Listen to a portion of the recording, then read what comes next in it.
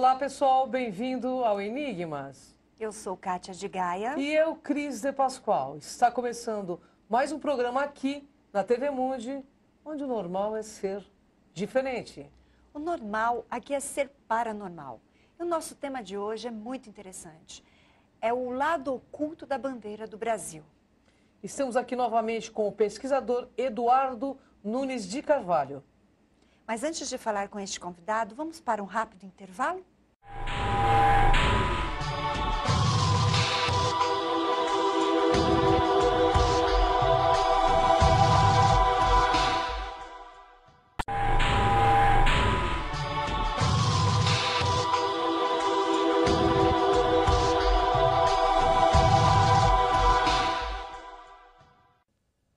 Estamos de volta com Enigmas. Para você que tem alguma sugestão e queira nos deixar um recado, envie um e-mail para enigmas@tvmundi.com.br.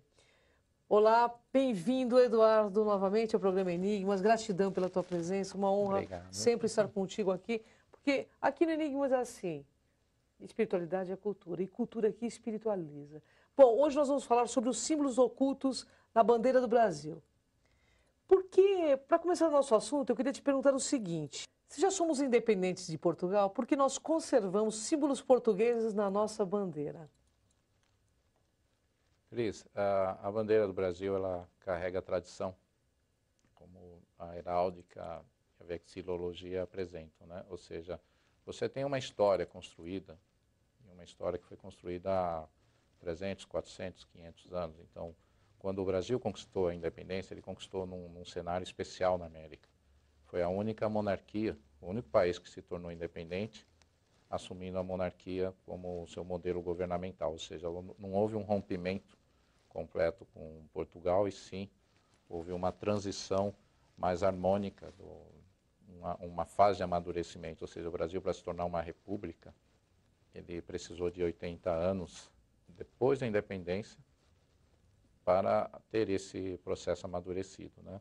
Então foi uma condição bem diferenciada. Então, se vocês verem na bandeira, a gente vê o verde e amarelo, né? Correto. Verde e amarelo, verde, Bragança, Casa de Bragança, o amarelo, Casa Habsburgo. Então, aí você já tem na base da sua bandeira as cores que representam a monarquia, em especial o que o Portugal trouxe, né?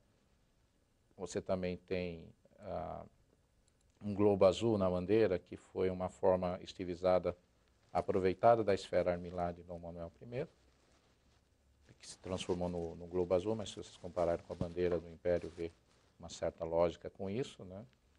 E algumas estrelas da simbologia estrela-estado, que está dentro do globo azul da bandeira do Brasil, algumas dessas estrelas têm uma profunda ligação com história, com mitos portugueses, né? Olha só, estamos no ano 2012, 2013. Qual a cooperação cultural e a sinergia para uma atividade conjunta entre Brasil e Portugal? Bom, os governos, né, a gente viu essa excelente iniciativa, né, deles levar Portugal para vir para o Brasil mostrar sua riqueza cultural, né, e os brasileiros, o Brasil, né, ir a Portugal e levar essa riqueza cultural nossa para lá. E essa integração, ela mostra muitos pontos, muitas sinergias entre o brasileiro e o português. E isso é um aspecto interessante. Acho que temos muito a nos respeitar, nos admirarmos e melhor, em trocas de ideias, porque eles estão na Europa, nós estamos aqui na América do Sul, com aquele gene da inclusão, aquele gene que aceita as pessoas, aquele gene que busca a diplomacia ante a guerra. Então, isso são uns pontos em comum muito interessantes entre Brasil e Portugal. Mas vamos falar dos símbolos e, pelo menos, de algum lado oculto, porque eu sei que são muitos, ele não vai conseguir falar em apenas um programa, né? Fale alguns símbolos portugueses e conte uma parte oculta para o nosso internauta. Bom, começar pela esfera armilar, que ela estava nas bandeiras anteriores relacionadas ao Brasil e também de Portugal. Está, na verdade, até na atual bandeira de Portugal. A gente vê lá nas latinhas de azeite, né, aquele brasão português, tem um globo e depois o brasão em cima, né? Aquele globo é a esfera armilar de Dom Manuel I, é uma referência direta às navegações. Os portugueses eles cumpriram uma etapa interessante na história, porque eles saíram da Europa e foram até o outro lado, atingiram a Ásia, contornando a África e também vieram para a América, ou seja, faz parte dos descobridores da América e de um novo mundo, né? E isso aconteceu de uma maneira que gerou uma verdadeira transformação, uma verdadeira revolução na Europa e consequentemente, no mundo todo. Trocas de sementes, troca de árvores, plantas, culturas, raças diferentes, e um novo mundo surgiu daí, né?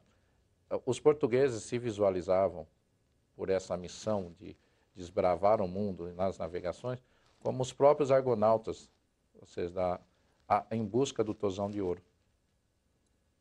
O que é a lenda do tozão de ouro, né? Você tem um bezerro, o tozão, né? E você corta os fios dourados, e esses fios dourados são a sabedoria, a busca da sabedoria. E os portugueses visualizavam isso e, de certa forma, afirmam que esse tozão, esse objeto extremamente precioso e mítico, estava no Brasil. Ou seja, simbolicamente quer dizer, está no Brasil, e aí eles representaram na constelação de Canopus, que é a estrela que representa o estado de Goiás na bandeira do Brasil, esse mito. E até para reaviver este mito, a gente pode observar as notícias de que olharam o corpo de Dom Pedro I e encontrou no túmulo dele um tozão de ouro como um dos objetos, agora, olha só, hein? Que foi com ele no túmulo, né? Edu, a cruz da Ordem de Cristo que ilustra as caravelas que chegaram aqui no nosso país. Fala um pouco sobre essa simbologia. Bom, então a cruz da Ordem de Cristo, ela foi herdada dos Templários, e como sabemos, os Templários teve uma representação importante da palavra de Deus, a palavra de Cristo, e de levar mundo afora essa mensagem, né? A cruz de Templária, a cruz da Ordem de Cristo, a cruz pátia, chegou, a gente vê inclusive no brasão do município de São Paulo, né, em vários municípios e estados, né? Ela foi convertida na nossa bandeira atual no Cruzeiro do Sul. Eduardo, qual o símbolo mais contundente que existe na nossa bandeira e que diz que o nosso Brasil seria o país do futuro? Olha, são vários os símbolos, mas acho que o mais destacado é o Cruzeiro do Sul. O Cruzeiro do Sul, ele reúne em sua simbologia, né, a ideia de 4 em função de 1/5, né? Então, a estrela norte, sul, leste e oeste, trabalhando em torno da intrometida, que é o coração da cruz, né? A Rosa Cruz, a verdadeira Rosa Cruz, aparece nos céus, está consagrada em nossa bandeira, é o símbolo mais sagrado da bandeira, né? Os portugueses já sabiam que o Brasil seria o celeiro do mundo? Eles têm essa interpretação também. Olha, gente, é muito interessante porque é um conhecimento já milenar. Nós estamos sabendo praticamente nesse século, né? Através de todas as bandeiras aí que vocês vão acompanhar o Eduardo falando um pouco de tudo isso. Uma mensagem para o nosso público sobre nossa bandeira. Bom, confie, trabalhe, porque ela tem as garantias de que teremos um futuro brilhante, com responsabilidade, mas com dádivas que poderemos usufruir também. Olha, gente, agora vamos para um rápido intervalo e voltamos já já com a Kátia de Gaia.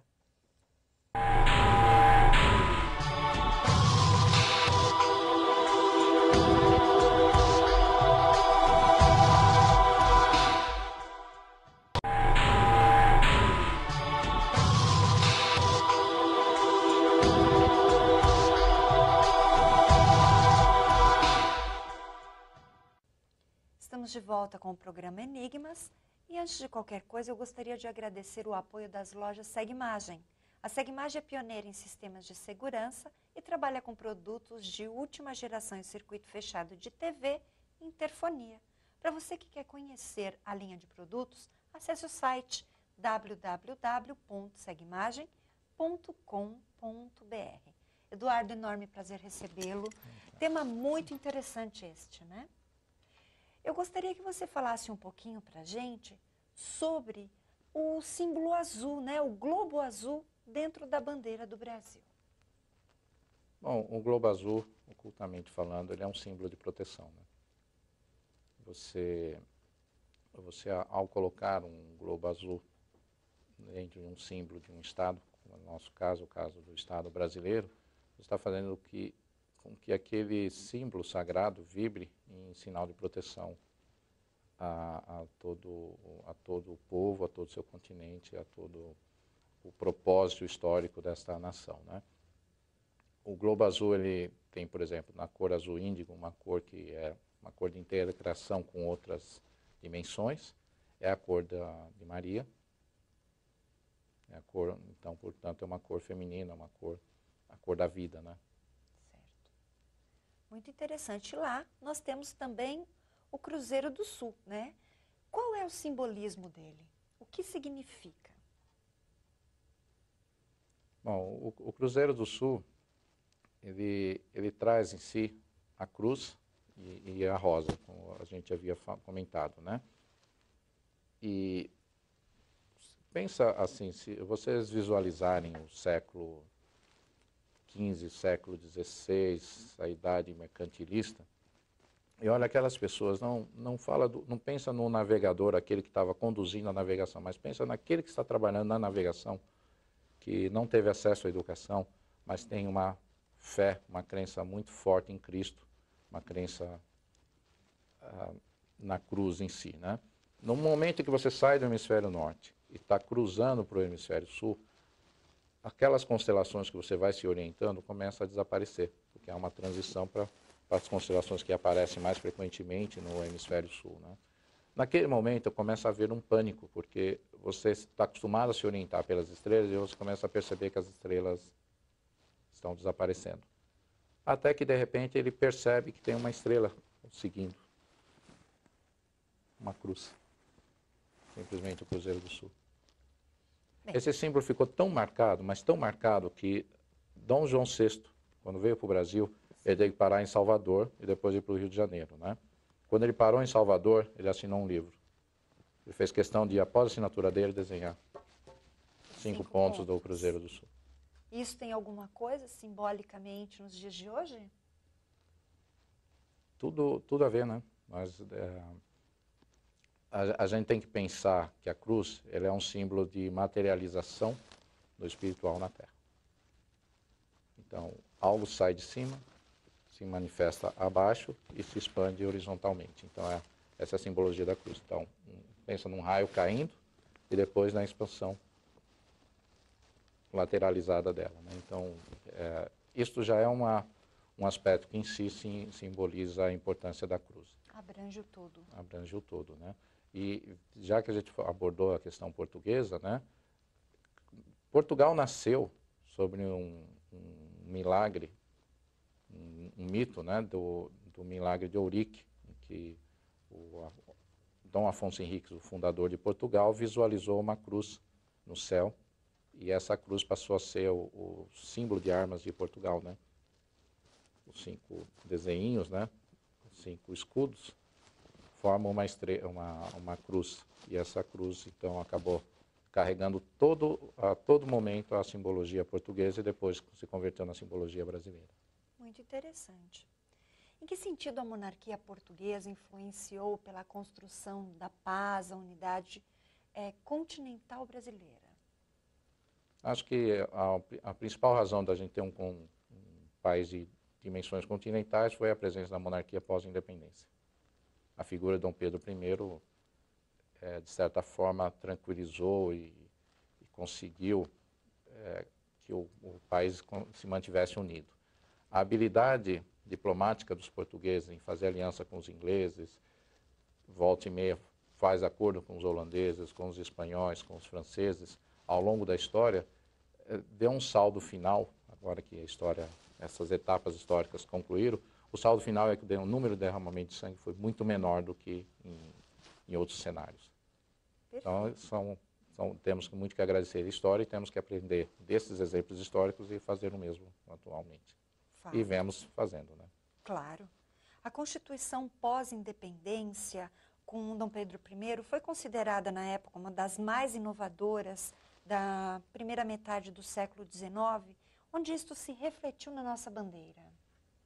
Foi interessante, quando o Brasil conseguiu a independência, né?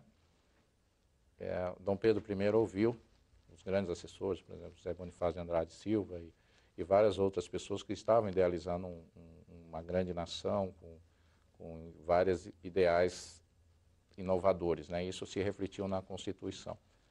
O símbolo que mostra a Constituição, essa inovação brasileira, essa inovação na bandeira do Brasil, é o losango. Porque a ideia do losango, ele copiou as bandeiras regimentais francesas. Então, a bandeira dos regimentos franceses, ela era um quadriculado e aí vinha um losango. Esse losango, dentro do quadriculado, é uma maneira de você simbolizar os conceitos de liberdade, igualdade e fraternidade. Que isso tem a ver com uma bandeira que nós conhecemos aqui no Brasil também. Várias bandeiras. Várias bandeiras com esse conceito. Mas a gente marca bem essa simbologia. Me diga, qual é a mensagem oculta deste intercâmbio Portugal e Brasil que é levado no nosso dia a dia? Eu acho que a mensagem oculta é exatamente essa. Trabalharmos com inclusão, trabalharmos com trocas culturais, com trocas de ideias, com miscigenação racial, que seja com tolerância, com maior diplomacia, e da educação, da transformação desse trabalho, o Brasil vai se convertendo num celeiro do mundo. O Brasil ainda não é o celeiro do mundo, está caminhando. É o segundo ou terceiro maior produtor de cereais do mundo, mas está, assim, numa projeção de longo prazo, vai atingir isso. E está atingindo isso de maneira pacífica, tranquila, sem destaque na imprensa, ou com pouco destaque na imprensa, o que é um bom sinal. Eu sei que essa pauta ela é muito rica e ela tem mais detalhes, né? Nós teremos, provavelmente, uma parte 2. Então, esse lado verde, né, que nós temos na nossa bandeira, simboliza exatamente esse verde, né, da cultura ou da agricultura, como você está dizendo, o celeiro? Digo até mais, além desse verde, a estrela do Pará, que é a estrela única na parte de cima, também representa a deusa Ceres. Ah, olha só. Me diga uma coisa, a simbologia de Portugal, né, vindo para lá, em quais outras bandeiras nós temos hoje que ela está inserida? Essa questão de Portugal em outras bandeiras de outros estados? Aí é um estudo bem longo e você vai notar que está em vários deles, né? O Brasão de Santos, por exemplo, tem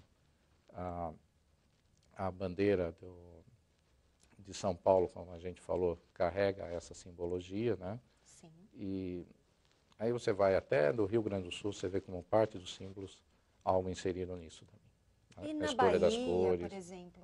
Porque Bahia tem também. Um peso muito forte, né? Ali também teve um grande movimento, né, da colônia. Todas essas bandeiras têm a influência, então, de Portugal. Tem. Assim, é uma regra heráldica, você não pode romper com a tradição. Você tem uma história, então, quando você vai escolhendo um símbolo para aquele local, você tem que respeitar a história daquele local. Então, se aquela história local ficou muito arraigada com uma cultura colonizadora portuguesa, você vai carregar algum símbolo dele dentro do seu símbolo atual, né? As pessoas que estudam esses símbolos para formar esta bandeira, para indicar esses fatores, existe hoje alguma condição de mudança? De alguma bandeira, de algum brasão dentro das suas pesquisas? O que eu penso é o seguinte, a bandeira é um símbolo vivo, não um símbolo de sinais estáticos. Quer dizer que os conceitos vão mudando à medida que a consciência das pessoas vão evoluindo. Perfeitamente. Então, quando você passa de um patamar mais colaborativo, aí você olha a bandeira e vê um sinal, um símbolo diferente, uma interpretação diferenciada. Então, eu não preciso trocar a bandeira, mas o que eu preciso é fazer um avanço de consciência do ser humano. Como eu olho para ela.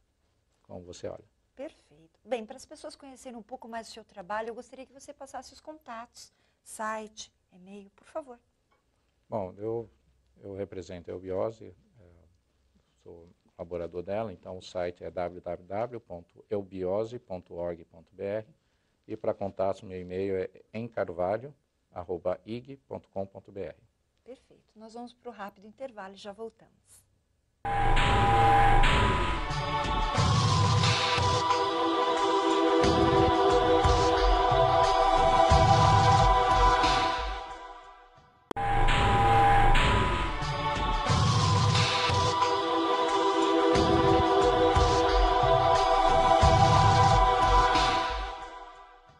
Estamos de volta ao programa Enigmas, mas infelizmente o nosso tempo acabou.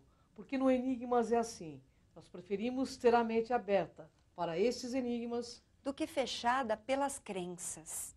E no próximo programa, novos convidados, novos assuntos interessantes. Muito obrigada, Eduardo. Gratidão, Eduardo. Uma honra estar contigo sempre, viu? Obrigado, Cris. Obrigada a você. Obrigado, Kátia. E que o usuário observe bem a bandeira e mude sua opinião sobre a nossa bandeira, porque tem muita coisa legal por aí para ser descoberta.